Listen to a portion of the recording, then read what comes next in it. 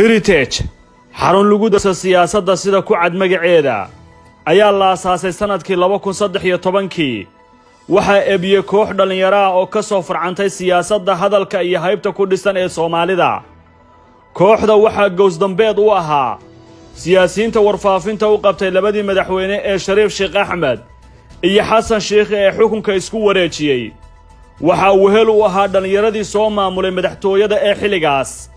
hadafka loo asaasay ayaa ahaa sahminta, darsidda, xog ururinta siyaasadda iyo nabadda. waxay lahayd 5 tiir oo qiyam ay u taagan tahay, kuwaas oo lagu xardhay rugta ay ku leedahay internetka. waxayna yihiin dhexdhexaadnimo,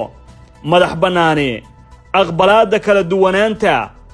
abuurista shaqo iyo dhaqangelinta siyaasad iyo fal aan waxba dhimin oo aan horseedin dhibaato. hadafyada iyo hiigsiga ay u taagan tahay heritage ee aan soo sheegnay hadda ma yihiin kuwa ka muuqda waxqabadkooda iyo dhaqaaqyadii u dambeeyay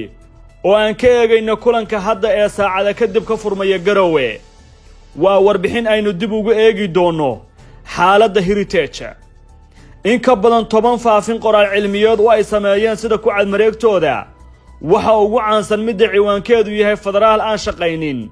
oo ay baahiyeen bishii Julaay ee sanadkan,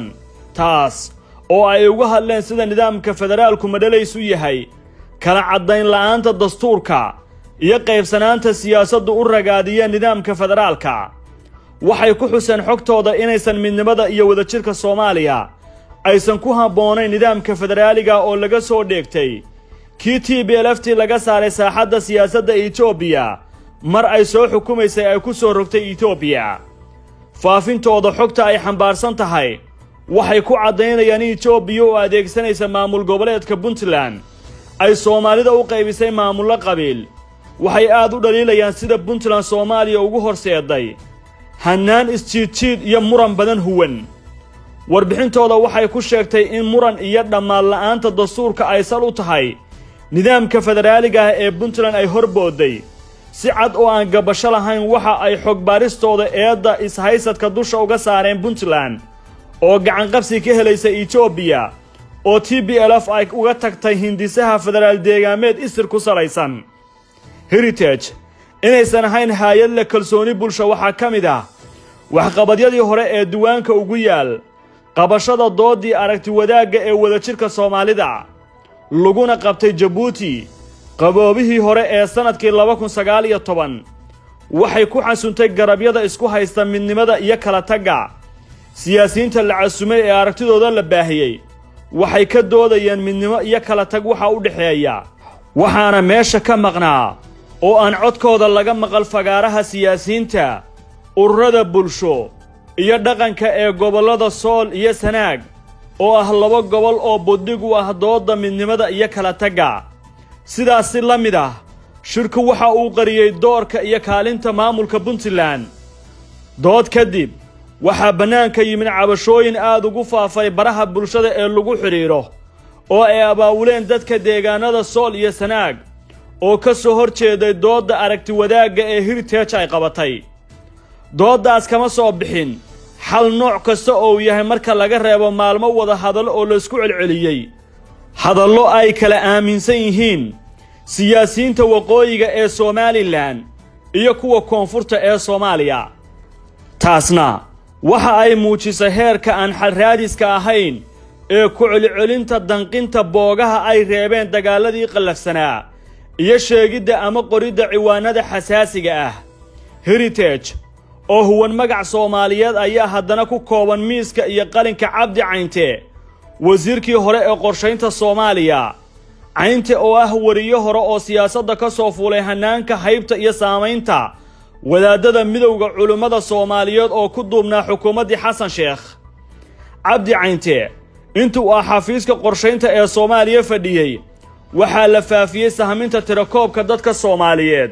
kaas oo waqtiga uu soo baxay ay Puntland si weyn u diiday markii ay saluugtay tirada dadkeeda lagu suntay. Master Caynte waxaa buugga miiska u yaalla u qoray Cabdirashiid Xaashi, siyaasi wasiir iyo agaasimo soo noqday, aragtidiisa federaal diidka aan qarsan. Xaashi waxa uu xubin ka soo noqday xerta Aala Sheekh oo mar xukunka Soomaaliya haysay sida lagu tiriyo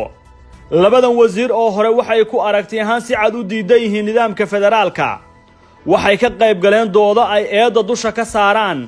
nidaamka hadda dalka ka jira waana danjirayaal diida nidaamka federaalismka heritage kuma laha Soomaaliya xafiis ka baxsan Muqdisho lama yaqaano shakhsiyaadka xogta ay faafiyaan ururiya maalgeliyayaashooda si cad oo daahfuran looma yaqaano waana sababtu dadku heritage ay ugu lamaaniyaan magaca miis iyo mikrofon aan ismaqal heritage ayaa hadda abaabusha shir ay ugu magac dareen ka saarista Soomaaliya ku meelgaarnimada waxay xarunta shirka u doorteen Garowe oo ah hooyada federaalku si dadkeedu ay u yaqaaniin shirkan waxa martiqaad kale maxadka heritage oo u fidisay siyaasiyiinta Soomaalida waxa laga doodayaa sida ay tabiyeen yagleelida federaalka oo 10 sano jirsaday ku dhaqankiisu gudaha Soomaaliya dastuurka iyo xasilinta Soomaalida balse su'aasha meesha taala ayaa iswaafajinta ujeedada shirka iyo sooyaalka taariikheed ee heritage ma Puntland ayaa ka tanaasulay federaalka mase heritage ayaa halkeedii hore ka laabatay ma barbilowga ololo siyaasadeed oo qarsoodi ahba ma heritage ayaa cid gaar ah doorashada dhow u wadata madaxweynenimada dalka Soomaaliya sidee loogu kalsoonaan karaa miraha ay qabanqaabiyeyaashiisu dhexdhexaadka ahayn caynte iyo khaliif